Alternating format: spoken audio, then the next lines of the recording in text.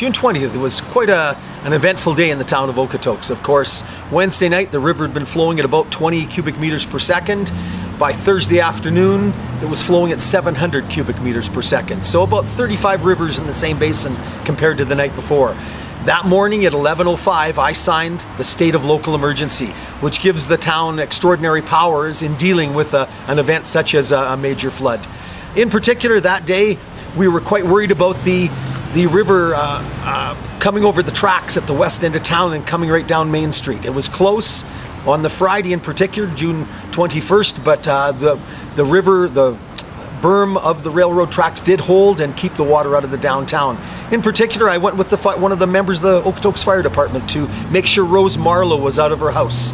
A senior living along beside the bullpen. We were quite worried about Rose, and she had made it up to the emergency evacuation center. I was very pleased that many of the town's mitigation measures had held and protected the town in particular. And it was quite an eventful day, of course, for 4 or 5 days then.